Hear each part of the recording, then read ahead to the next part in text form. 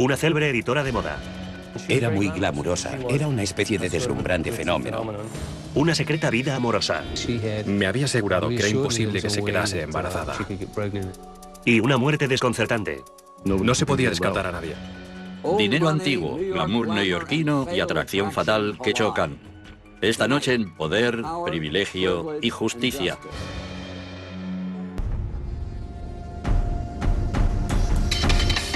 ¿911? ¿Cuál es su emergencia? Se trata de Krista Worthington. No sé qué ha pasado, estoy seguro de que ha muerto. La policía de Truro, Massachusetts, cerca de la punta de Cape Cod, responde a la llamada. El escritor local de literatura infantil Tim Arnold dijo que iba a devolver una linterna a su vecina Krista Worthington cuando tropezó con una horrenda escena. Vio que habían abierto la puerta trasera de una patada, dijo. El vestillo estaba colgando. Entonces entró en la casa y descubrió con horror que Krista yacía medio desnuda en el suelo. Aferrada a su cuerpo estaba su hija de 2 años y medio, Ava. Y llamó y dijo que la pequeña le miró. Él se acercó, la levantó del suelo y descubrió que Krista no respondía.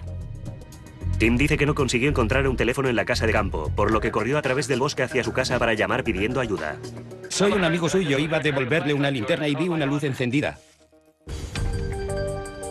La escena que hay dentro no se parece a nada que el cuerpo de policía de esta pequeña localidad haya visto nunca. Fue un ataque violento. Era una escena espantosa. Había mucha sangre.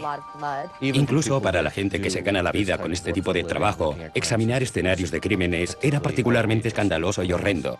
La madre soltera y exeditora de moda de 46 años, Krista Worthington, yace muerta en el suelo de su cocina. Ha sido golpeada brutalmente. Está llena de hematomas y tiene una única herida de arma blanca que le atraviesa el pecho. Con respecto al estado del cuerpo, yo no diría que nadie que analizase el escenario del crimen sospecharía de una agresión sexual. La policía calcula que la mataron 2 días antes. Krista estuvo en esa casa más de 48 horas. Y su pequeña de 2 años estuvo encerrada en la casa durante todo el tiempo. Ava está ilesa, pero claramente traumatizada. Las huellas dactilares de Ava estaban en el torso de su madre. Se encontró una manopla. Ava había intentado lavar a su madre. Dijo a la policía cuando llegaron que mami estaba sucia. Se refería a toda la sangre. Tras hablar con ella, se consideró que en realidad no había presenciado nada. Cuando el cuerpo es conducido al depósito, la comunidad ribereña se siente aturdida como consecuencia de su primer homicidio en más de 30 años. Una joven madre, una maravillosa criatura. Es algo increíble. En un lugar conocido por su agreste belleza y singular encanto, el único pensamiento que ocupa ahora las mentes de la gente es el asesinato.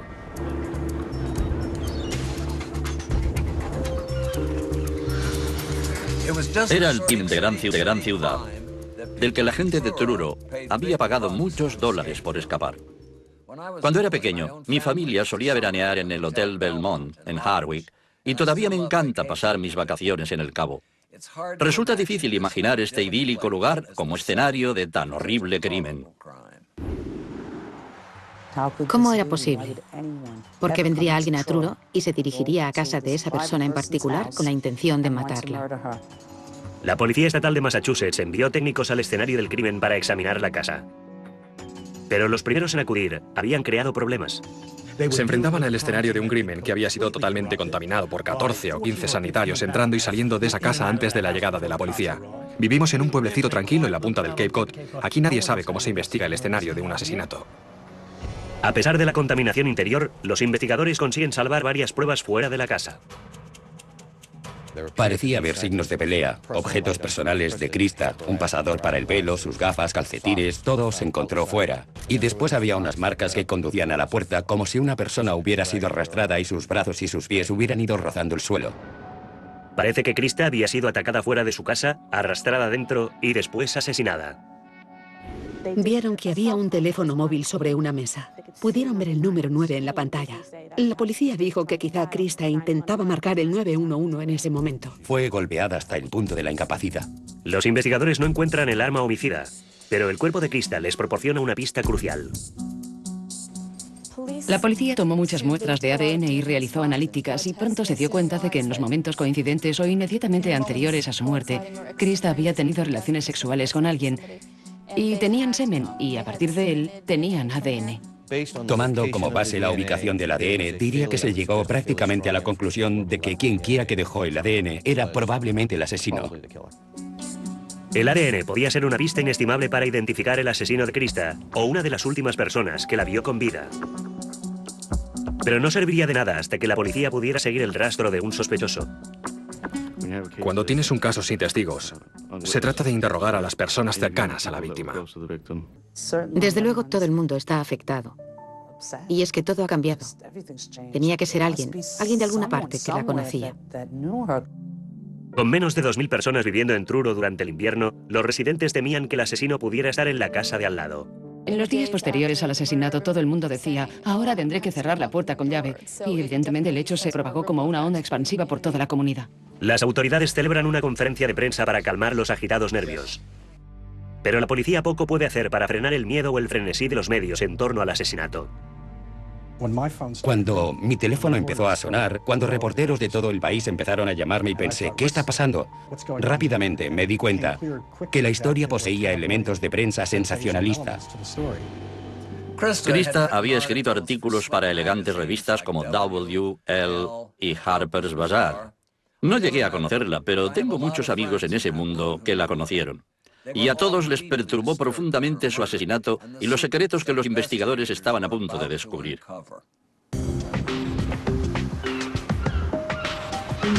Una semana después de que Krista Worthington fuera hallada asesinada en su casa de la playa en Cape Cod, familia y amigos se reunieron para una misa de funeral. Fue una reunión muy sombría. Nadie sabía exactamente cómo reaccionar. Era tan impensable que algo así hubiese sucedido. Los amigos recordaban a una mujer que lo tenía todo. Era incondicionalmente feliz. No le quedaba nada que esperar, nada que anhelar. Estaba incondicionalmente satisfecha. Según todos, Krista vivía una vida de ensueño. Ella tenía un trabajo con mucho glamour. Viajaba a París, Nueva York. Salía con muchos hombres distintos. Pero Krista siempre anduvo buscando algo, creo que un poco inalcanzable. Se había trasladado a Truro solo 4 años antes de ser asesinada. No tenía nada que ver con la Riviera Francesa. Pero aquí, en su casita en las dunas, por fin había encontrado la felicidad. Le encantaba Truro, realmente ocupaba un lugar central en su corazón. Esta era su casa, sus raíces. Tenía parientes en toda la zona, y en el pueblo todos la conocían por su nombre. A grandes rasgos, ese era su terreno ancestral. Allí hay incluso calles con el nombre Worthington, ese tipo de cosas. Krista creció siendo la hija única de Gloria, pintora, y Toppy, fiscal del estado. Vivían en el barrio residencial de Hingham, en Boston, pero todos los veranos hacían las maletas y se iban al Cabo, donde su apellido era muy conocido entre la élite veraneante. Los Worthington llevaban generaciones yendo a Truro. La familia Worthington es una de las más importantes, si no la más importante de las familias de esa zona de Cape Cod. El abuelo de Krista fue uno de los empresarios más importantes de la población y uno de sus mayores terratenientes. El patriarca de la familia Worthington, John Padre, era una figura destacada de la industria pesquera, de la venta de pescado. Y durante la depresión, John compró muchas tierras. Mientras el abuelo de Krista amasaba rápidamente una fortuna, su abuela, Tiny, lanzaba una línea de ropa muy rompedora partiendo de auténticas redes de pesca de Cape Cod. El amor de Krista por la moda había nacido. Tras graduarse en Vassar, la joven periodista consiguió una bicoca de empleo en Women's Wear Daily. Pronto estaba viajando a París y a las pasarelas de Givenchy, Dior e Yves Saint Laurent. Era muy glamurosa, era una especie de deslumbrante fenómeno. Era la jefa de la oficina de Women's Wear Daily en París y conocía a todos los diseñadores y sabía cómo vivir bien allí. Krista figuraba en la lista de invitados de todos los eventos más elegantes, de desfiles de moda a partidos de polo, pasando por bailes de gala con la realeza europea. Sabían que tenía una agenda que era para morirse de envidia. Las estrellas de la moda más importantes del momento contestaban a sus llamadas telefónicas. Los encargos de artículos como periodista freelance la llevaron a Londres y después a Manhattan, donde el champán continuó circulando. Era la época de dinastía. Todo era a lo grande, ostentoso y glamuroso, y las grandes fortunas derrochaban su dinero en esos acontecimientos. Ibas a Estudio 54, era muy embriagador. Es posible que Krista alternara con los famosos, pero siempre pareció un espíritu libre. Aunque tenía armarios llenos de diseños de alta costura, casi siempre estaba en casa con vaqueros y hallazgos de tiendas de segunda mano. Todo el que la conocía de verdad tendía mucho más a imaginarla con pantalones de chándal y sudadera y con el pelo alborotado porque tenía que cumplir con un plazo de entrega y no había tenido tiempo de adecentarse. En cambio, se arreglaba mucho para las fiestas y el trabajo. Bien, ya se sabe, pero eso no era lo suyo. En la época en la que Krista estaba a final de la treintena, la vida trepidante había perdido su atractivo. Anhelaba una existencia más sustancial. Los valores eran erróneos, pero estaba realmente echando una segunda mirada a lo que era importante para ella. Y dijo a sus amigos que lo que importaba era crear una familia propia. Creo que llegó un punto en el que se dijo, oh Dios mío, he pasado toda mi vida sin tomarme en serio mi objetivo de llegar a ser madre. Y será mejor que me ponga a ello. Y empezó a ponerse un poco frenética con el tema. Pero cuanto más pensaba en tener un hijo, más se planteaba tenerlo sola. Krista pasó a formar parte de una organización llamada Madres Solteras por Elección y se estaba planteando tal vez recurrir a la inseminación artificial para tener un bebé. Incluso se llevaba a casa breves biografías de los donantes y también grabaciones con las voces de los donantes. Después supo dos cosas que la llevaron a ese gran cambio en su vida. Primero, los médicos le dijeron que no podía tener hijos. Después a su madre le diagnosticaron cáncer. Krista regresó a Nueva Inglaterra para estar más cerca de su madre. Con el tiempo se mudó a West Wing, la antigua casa de campo de la familia en Truro. Pronto esas pasaron a ser sus señas permanentes. Creo que simplemente deseaba pasar a la siguiente fase y eso suponía volver a sus raíces, que ella amaba mucho. Esa es una zona preciosa. Truro, fuera de temporada, puede ser un lugar desolador y solitario, sobre todo para una mujer acostumbrada a fabulosas fiestas y croissants recién hechos. Al llegar el día del trabajo, en USA y Canadá el primer lunes de septiembre, la gente elegante hacía las maletas y dejaba atrás los arrastreros, el pescado y a los lugareños. Es muy pacífico y calmado. Es literalmente la antítesis de Nueva York. Y en ese momento de su vida, el lugar en el que estaba era el sitio ideal para ella. Fue allí, durante el verano de 1998, cuando Krista tuvo una aventura con un hombre llamado Tony Jackett, un pescador local y el comisario para el marisco en la localidad. Tenía fama de que le gustaban mucho las mujeres, que le gustaba muchísimo la compañía de las mujeres. Y por eso cuando me enteré de que Tony había mantenido una relación con Krista no me sorprendió. Milagrosamente, Krista se quedó embarazada. Fue realmente su sueño hecho realidad en cierto modo, porque no tenía ninguna esperanza de que esos sueños fueran a cumplirse. Por lo tanto, fue extraordinario para ella. Para Tony no fue tan extraordinario. Yo estaba en estado de shock, porque me había asegurado que era imposible que se quedase embarazada. Y me puse a pensar, oh Dios mío, me he metido en un buen lío. Krista estaba en éxtasis con su embarazo. Pero Jackett estaba casado y con 6 hijos, y no tenía intención de pedir el divorcio. Si hablas con sus conocidos te dicen, Krista Worthington, buena chica, mal gusto con los hombres. Krista en realidad no quería que Tony se implicase en el embarazo. Decía que ella se ocuparía de las cosas y que él no tenía que hacerse cargo de nada. El acuerdo parecía funcionar. A medida que el tiempo pasa, me digo que quizá no tengo por qué contárselo a mi esposa. Pero después de 1 año y medio criando a Eva ella sola, Krista quería que su hija tuviera algo más. Y en un momento dado, decide que quiere que yo me implique. Jackett se vio obligado a hablarle a su mujer de la aventura y de la niña. No sabía cómo se lo iba a tomar mi mujer. Estaba preparado para que ocurriera algo irreparable y que tuviera que pasar página. Pero su matrimonio sobrevivió, y con el tiempo, Eva fue incluso bien acogida por la familia Jackett.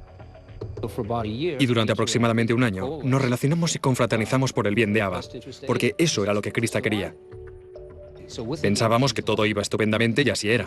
Ella no quería un seguro sanitario y puse a la niña en el mío. Eso fue todo lo lejos que llegamos. Nunca fuimos a un tribunal porque ella no quería. Los investigadores ahora se preguntan si Jackett albergaría resentimiento hacia Krista por todos los problemas que le había causado. Y cuando supieron de la herencia de $1 millón de Eva, las sospechas se hicieron aún más profundas. En la superficie, eso le daba un móvil. La niña tenía una cuantiosa herencia. Él era el padre de la criatura y creo que eso suscitaba unas cuantas preguntas. La policía interroga a Jacket, pero este niega categóricamente haber tenido nada que ver con el asesinato. ¿Mató usted a Krista? No puedo imaginar que nadie me pregunte eso. Mi respuesta va a ser naturalmente no. Ni siquiera estuve cerca de la casa. Los antiguos amantes siempre ocupan un lugar preferente en la lista de sospechosos, pero Tony no era el único ex que destacaba. A la policía también le interesaba otro hombre con acceso a la casa de Krista y a su dormitorio. Mientras la policía continúa investigando a Tony Jacket, el padre del bebé de Krista Worthington, aparece otro sospechoso. Pronto se enteran de que Tim Arnold, el hombre que encontró el cuerpo de Krista y llamó a la policía, había sido mucho más que un simple vecino. Tim Arnold es un tipo interesante. Es ilustrador. También escribe libros infantiles. Vivía justo detrás de Krista y podía ir andando hasta la casa de ella desde el porche trasero de la suya. Cuando Krista vivía aquí, en el frío invierno, con la pequeña Eva, se hicieron amigos. Y muy pronto pasaron a ser amantes. Estuvieron saliendo durante casi un año, tras el fin de la aventura de Krista con Tony, y hasta vivieron juntos en West Wing 4 meses. Durante ese tiempo, Arnold se encariñó muchísimo con Eva. Está muy apegado a Eva. Hay quien dice que está demasiado apegado a Eva. Pero después de un año, Krista puso fin a la relación. Él era una persona muy absorbente, creo, y ella también lo era. Al principio se ayudaron mutuamente, pero creo que después él empezó a agobiarla un poco y Krista le pidió que se marchara. Arnold quedó destrozado. Después de mucho tiempo, llegué a conocer bien a Tim y noté que sintió una gran sensación de pérdida cuando Krista lo dejó. Dos escritores que encuentran el amor a lo largo del camino. Al principio debí de ser el éxtasis, pero cuando un romance está en plena eclosión, tener a tu amante en la casa del lado puede resultar tremendamente práctico. Pero cuando la floración de la rosa ha pasado puede ser una tortura. Los investigadores tuvieron que preguntarse si se preparó el escenario para el asesinato.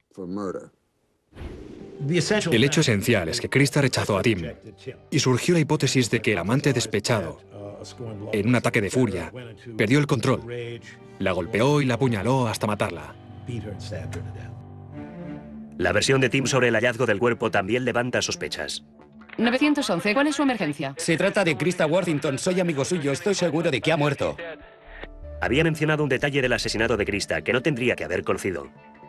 Dijo a la policía que había sido apuñalada. En aquel momento, la policía ni siquiera lo sabía. Según los inspectores, la herida no era visible. En ese momento, solo el asesino podía saber que había sido apuñalada.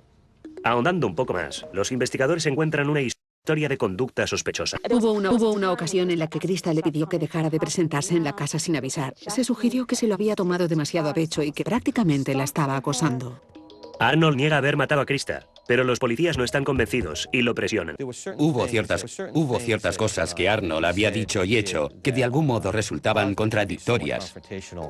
Cuando la policía aprieta las clavijas a Arnold, este asegura que le habría sido físicamente imposible haber cometido el asesinato. Sufre de un trastorno cerebral poco corriente que lo deja débil y aturdido. Padecía cierta discapacidad. Eso a Krista a veces le resultaba difícil. Tenían ciertos problemas. Él me había contado que una vez Krista le dijo que le daba miedo que al coger a la niña se le pudiera caer a causa de su dolencia. En la semana posterior al asesinato de Krista, la policía interroga a Arnold y Jacket repetidamente. Toma muestras de ADN de ambos hombres, pero ninguno de los dos concuerda. Los investigadores tendrán que ampliar su búsqueda. Han dicho que todavía no saben quién contribuyó con ese semen al escenario. Los inspectores se preguntan si Krista podía haber tenido un nuevo novio secreto, pero no parece probable. Krista hablaba a sus amigos de todos los intereses amorosos que tenía en su vida. Los dos novios que había tenido allí, Tony Jacket y Tim Arnold. Todos sabíamos de su existencia prácticamente desde el primer día. Si yo me hubiera enterado, lo habríamos sabido enseguida. Pero quizá, después de todo, el asesino podía no ser un antiguo amor. A través de entrevistas con amigos y familia, los investigadores encuentran conflictos en el continente. También descubrieron que el padre de Krista estaba saliendo con una mujer que despertó su interés. Era alguien que en el pasado había tenido problemas con la ley. Años atrás, el padre de Krista, Toby, había sido ayudante del fiscal general en Massachusetts, y sus colegas lo tenían en muy alta consideración. Es un hombre que había llegado muy arriba dentro de su profesión. Ahora, el viudo de 73 años no acaba de hacer honor al apellido Worthington. Los investigadores descubren que ha estado manteniendo a Beth Porter, de 29 años, una mujer con un historial de cargos por prostitución y droga. El asunto se remontaba a varios meses antes de la muerte de Krista. Los veo juntos de vez en cuando. Eso es lo único que sé de ellos. Se ocupan de sus asuntos a puerta cerrada. Era el hombre mayor que la mantenía, o lo parecía. La situación con Toby y Beth Porter era evidentemente un giro más en una situación que parecía contar con un buen elenco de personajes interesantes y giros y sorpresas. La revelación es profundamente embarazosa para los Worthington. Tenemos a un hombre con todas esas credenciales. Escuela preuniversitaria de Harvard, abogado por la Facultad de Derecho de Harvard, y que ha estado manteniendo una aventura con una prostituta adicta a la heroína de casi 30 años, de la zona de Boston. Los amigos lo cuentan a los investigadores. A Krista el apaño la puso furiosa e intentó ponerle freno. Estaba totalmente fuera de sí al ver lo que sucedía. No podía creer que su padre se hubiera aliado con esa mujer, que en primer lugar estaba muy por debajo de él, en segundo lugar era muy joven y en tercer lugar a ella le parecía terriblemente manipuladora. Krista llegó al extremo de contratar a un investigador privado para que vigilara y tendiera una trampa a su padre y demostrar que el padre era incompetente y encerrarlo. Si Krista hubiera tenido éxito con su plan, el tren del dinero de Beth Porter se habría parado con un gran chirrido. Ella me había contado que había intentado bien poner fin a la relación o al menos poner fin a que él se gastase el dinero con Elizabeth Porter. Y yo pensé, wow, aquí hay un buen móvil. Este caso tenía una lista de sospechosos digna de una novela de Agatha Christie. Primero estaba el tenorio comisario de mariscos. Después el discapacitado autor infantil. Y ahora la exfulana con un hacha que afilar. El público se lo comía con cuchara y aún vendrían muchos capítulos más. Los investigadores del asesinato de Krista Worthington desentierran un desagradable secreto familiar. Poco antes de su muerte, Krista intentaba poner fin de su padre con una reconocida prostituta con un historial de problemas con la droga. Parecía que el caso había dado un giro. De repente, tenemos a alguien con un móvil muy claro. Los detectives se dirigen a Quincy, una población conflictiva de clase obrera cercana a Boston, para interrogar a Porter y a un amigo suyo, Edward Hall. Los dos niegan cualquier implicación en el crimen. La policía invirtió mucho tiempo en investigar a Porter y a Hall. Y hubo discusiones, tal y como hizo constar la policía en sus informes, porque Toby cortó el suministro de dinero, porque Krista le estaba presionando para que lo hiciera. Pero no se producen arrestos, y las autoridades vuelven a centrar sus investigaciones en el área de Truro. Varias semanas después del asesinato, la policía interroga al yerno de Tony Jackett, Keith Amato. Era alguien que conocía a Krista y que en un momento dado fue invitado a subir para usar la ducha del jardín. Le había dicho, siempre que estés en la playa puedes venir a usar la ducha. Y sobre esa base fue interrogado. Keith fue llamado a la jefatura de policía. Allí le hicieron muchas preguntas. Dijo que los policías daban golpes en la mesa, que él empezó a sudar, a ponerse nervioso y que se dio cuenta de que la conversación mantenida entre él y la policía había dejado de ser amistosa. Pero cuando su ADN no coincide tampoco, la investigación vuelve a la casilla 1. La policía arroja una red aún más amplia, interrogando a todo aquel que conocía a Krista o que había estado alguna vez en su casa del Cabo. El empleado de UPS, el agente de mantenimiento que había hecho algún trabajo, o manitas que habían hecho alguna chapuza, el basurero, ese tipo de personas. La policía incluso se desplazó a Nueva York para interrogar a los antiguos amigos y colegas de Krista. Me interrogaron a mí, interrogaron a mi esposa, interrogaron a 3 o 4 personas que yo sepa, probablemente a unas cuantas más que no sé. Creo que vinieron aquí porque se estaban encontrando con calles sin salida, no estaban resolviendo el caso. La familia y los amigos de Krista ofrecieron una recompensa de $25.000 con la esperanza de que sacara a la luz a personas que eran reacias a hablar. Pero el plan falló. Al cumplirse el primer aniversario de la muerte de Krista, nadie había reclamado el dinero y el caso se enfrió tanto como el estrecho de Nantucket en invierno. Y para contribuir a las cargas de la familia, se estaba desatando una batalla por la custodia de la hija de Krista, Eva. En su testamento, Krista otorgaba la tutela de Eva a una antigua amiga, a Myra Chase. Yo tengo 3 hijos y una hija y muchos amigos, por lo que básicamente tiene una casa llena de niños y ella está bien. Pero Tony Jackett, el padre biológico de Ava, quiere ser él quien la críe. Por lo menos habrá algún día que la queríamos lo bastante como para venir aquí a luchar por ella. Pero un juez le niega la custodia después de que el fiscal del distrito se niega a descartarle como sospechoso del asesinato. No solo no consigo la custodia de mi hija, sino que ahora con los medios aquí soy el sospechoso número 1. Un año y medio después del asesinato de Krista, la novela de misterio de gran repercusión continúa llenando titulares. Se publica un libro sobre el asesinato y rápidamente se convierte en bestseller. La impactante muerte de Krista toca la fibra sensible de personas de todo el país. Es una historia humana increíblemente complicada y profunda.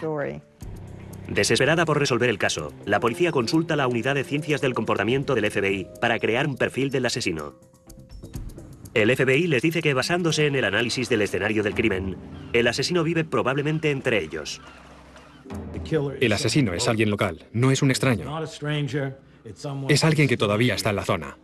Cape Cod se tambaleaba bajo la presión de su notorio asesinato sin resolver. Desde que los Kennedy establecieron su residencia de verano en Hyannisport, el Cabo ha sido un puerto seguro para los adinerados. Todo el mundo estaba ya bajo sospecha.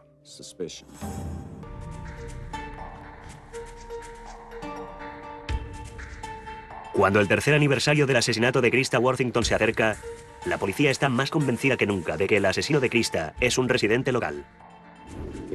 Estamos centrando nuestros esfuerzos en la comunidad de Truro, en gran medida como resultado de un reciente análisis del caso en combinación con el FBI. El principal obstáculo en esta investigación ha sido la identificación de ese perfil desconocido de ADN. Tenemos la confianza de que la comunidad de Truro puede ayudarnos a identificar quién es esa persona. Y la policía decide estrechar el cerco en Truro lanzando una operación Red Barredera. La oficina del fiscal del distrito quería obtener muestras de ADN de todos los hombres de Truro para ver si alguna muestra podía concordar con el ADN que encontraron en el cuerpo. La policía se despliega en las calles principales de Truro pidiendo frotis bucales a todos los hombres que encuentra. Se lo pidieron a los hombres de la gasolinera, de la tienda de comestibles, de la tienda abierta a las 24 horas, de la licorería. La ciudad entera se volcó a la hora de someterse a la prueba del ADN. Algunos hombres acceden de inmediato. Ellos solo piden la ayuda de la comunidad. Por eso me parece que debo ayudar. Otros se niegan.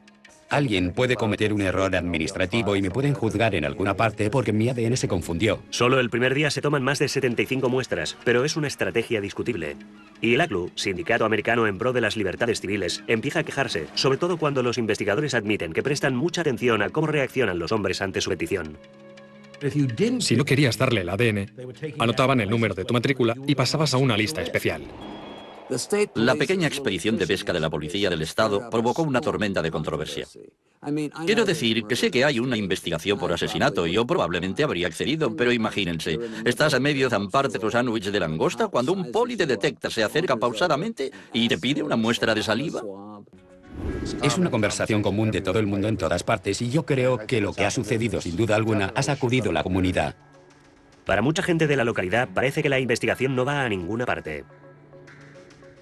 Existía la sensación de que tal vez la policía había llevado mal el caso. Aquello era un intento desesperado por descubrir quién había matado a Krista Worthington. Y muchas personas creen que esa desesperación puede llevar el caso en la dirección equivocada. Además, había una creciente tendencia de opinión, que de hecho había fomentado la toma de muestras de ADN, según la cual los polis iban a imputar a alguien. E iban a tener que encontrar a alguien. Así que abrochaos el cinturón porque nos va a caer tarde o temprano. Esas inquietudes se ven reforzadas por informes según los cuales la policía había intentado coaccionar a sus sospechosos iniciales para obtener confesiones. Ejercen mucha presión sobre Keith Amato, el yerno de Tony Jackett. Querían que confesase. Dijo que se dirigían a él con nombres despectivos. Le acusaron de tener relaciones sexuales con hombres. Pero la policía defiende sus métodos de interrogatorio y los análisis de ADN, diciendo que la táctica ha surtido efecto otras veces. Hubo una pequeña población de Inglaterra en la que se hizo lo mismo, y en ese caso, al final se dio con un violador. Por lo tanto, era algo que no estábamos seguros al 100% de que diera resultados, pero creíamos que era un paso que valía la pena dar. Poco sabe la gente de Truro con qué lentitud se mueven las cosas en realidad. La policía ha tomado muestras de ADN a más de 100 hombres, pero a causa del gran bloqueo en el Laboratorio de Criminalística del Estado, la mayoría no se analizan. Muchas muestras jamás llegaron a analizarse y al final el fiscal del distrito dijo que había trabajo acumulado. Nos falta personal, nos faltan fondos y lo hacemos lo mejor que podemos. Mientras el CSI de Cape Cod se movía penosamente a paso de tortuga entre muestras de ADN escogidas al azar, resultaba que el asesino vivía justo delante de sus narices. Parecía que en Truro la justicia no avanzaba más deprisa que el tráfico de los sábados sobre el puente de Sagamore. 3 años después del asesinato de Krista Worthington, los investigadores por fin obtienen el resultado de ADN que estaban esperando. Estábamos en una reunión en el Laboratorio de Criminalística del Estado cuando recibimos la noticia de que se había obtenido un resultado. Era un individuo que había trabajado en el servicio de recogida de basuras. El delito se había producido en enero de 2002 y fue acusado en abril de 2002. Todos estábamos muy contentos. Era una prueba muy significativa para el caso. El sospechoso se llama Chris McCowan. Cuando fue interrogado por primera vez, dijo a los policías que a duras penas sabía quién era Krista. Chris McCowan dijo que no se había relacionado con ella, aparte de recogerle la basura y quizás la con la mano desde la puerta. Ese tipo de cosas. Y le dejaron en libertad. 2 años después, los policías vuelven a interrogar a McCowan y él voluntariamente da una muestra de ADN. En lugar de cotejar la muestra, el froti se quedó en un estante durante más de un año. Creo que la gente se quedó pasmada. Ese hombre había estado siempre delante de las narices del fiscal e incluso habían hablado con él. Le habían tomado una muestra de ADN y hasta ahora no se le relacionaba con el asesinato. La gente estaba muy nada por la tardanza de esa revelación. Mientras la policía estaba en la inopia sobre el verdadero sospechoso había estado viviendo entre ellos durante casi 3 años. Y cuantos más policías sabían de McCowan, más creían que por fin habían encontrado a su hombre. Christopher McCowan llegó a Cape Cod hace casi 10 años, procedente de Florida, donde había tenido ciertos problemas con la ley. Había cumplido incluso condena en Florida. Su ficha policial incluye cargos de robo y de asalto y agresión. E incluso después de trasladarse al Cabo en los años 90, aún continuó causando problemas. Había tenido varias novias que en su mayoría habían pedido órdenes de alejamiento contra él y existía constancia de interacciones violentas entre ellos. Policías armados entran en la destartalada casa de huéspedes donde vive McCowan. Anoche, a las 7:15 aproximadamente, miembros de la unidad de inspectores de la Jefatura de Policía del Estado de Massachusetts arrestaron a Christopher A. McCowan, de 33 años, por el asesinato en el 2 de Krista A. Worthington. Los inspectores interrogan a McCowan durante 6 horas. Inicialmente, este se ciñe a su versión diciendo que no conocía a Krista. Pero cuando se le muestra la coincidencia de ADN, McCowan empieza a cantar una melodía distinta. Al final contó a la policía que había mantenido una aventura con Krista. También admite que estaba en casa de Krista cuando esta fue asesinada, pero niega haberla matado. Dice que un amigo, Jeremy Fraser, es el verdadero asesino. En una historia llena de contradicciones, McCowan dice que él y Fraser fueron a casa de Krista tras haberse pasado la noche bebiendo en busca de sexo. McCowan contó a la policía que Krista lo acogió en su casa, a él y a Jeremy Fraser. McCowan contó a la policía que él y Krista habían mantenido relaciones sexuales consensuadas, pero las cosas se torcieron cuando Krista sorprendió a Fraser revolviendo su bolso y se encaró con él. Según McCowan, los hombres abandonaron la casa, pero Krista lo siguió fuera. La policía declaró que McCowan dijo que Fraser se dio la vuelta y dio a Krista 2 puñetazos en la cara, que perdió los estribos, se le cruzaron los cables y que después le aplicaron las botas, lo que significa que se liaron a patadas con ella. Le dieron una buena paliza. Al final llevaron a Krista a la casa y de repente McCowan vio a Fraser coger el cuchillo y apuñalarla. Investiga a Jeremy Fraser. Pero este tiene una coartada incuestionable para la supuesta hora del asesinato. La única evidencia que podía situar a Jeremy Fraser en el escenario es una persona que había cambiado unas 9 veces su versión. Las autoridades acusan a McCowan de asesinato en primer grado con agravante de guión. Truro por fin suspira de alivio. Cuando el caso se encamina al juicio, la historia atrae una vez más a los medios internacionales y da origen a otro libro sobre el asesinato. He interrumpido un libro que estaba escribiendo para dejarlo en la estantería temporalmente, porque esto tiene que hacerse. Los alegatos iniciales comienzan el 18 de octubre de 2006. El acusado era totalmente indiferente a sus sentimientos. La acusación presenta al jurado un caso que se centra en 2 pruebas principales. la muestra de ADN y la entrevista de McCowan con la policía, que ellos consideraron una confesión. En un momento del interrogatorio se le pregunta, ¿qué diría si Jeremy Fraser hubiera estado en otro lugar en el momento del crimen? Levanta las manos hacia el aire y dice, pues que todo me cae a mí. La defensa argumenta que McCowan tuvo sexo de mutuo acuerdo con Krista y que las autoridades, llenas de prejuicios raciales y bajo presión para resolver el caso, le achacan injustamente el crimen a él. Basándose en una suposición. La suposición falsa de que era imposible que una mujer de 46 años que estudió en Vassar, que viajó por el mundo, una rica heredera, tuviera relaciones sexuales consensuadas con un basurero negro, sin estudios y conflictivo. Es en eso se basan. Después de 3 semanas de testimonios, el jurado inicia un proceso de deliberación inestable y con tensiones raciales. Este acaba en un punto muerto. Atención al dato. Uno de los miembros del jurado llama a su novio, que casualmente está en la cárcel, y ambos comentan la repercusión que tiene el juicio en los medios. La llamada es grabada. Y cuando el juez se entera del hecho, ese miembro del jurado es rechazado. 2 días después, se emite el veredicto. Nosotros, el jurado, emitimos el siguiente veredicto de culpabilidad por asesinato en primer grado. McCowan es sentenciado a cadena perpetua sin posibilidad de libertad condicional. Mis pensamientos cuando fue pronunciado ese veredicto fueron para Krista y Ava Worthington y para la familia Worthington, que no habían obtenido una resolución del caso para ellos.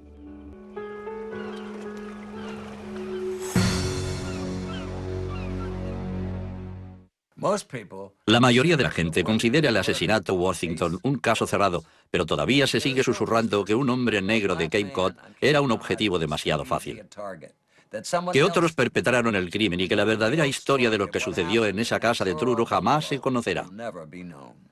Dominic Dunne para la televisión judicial.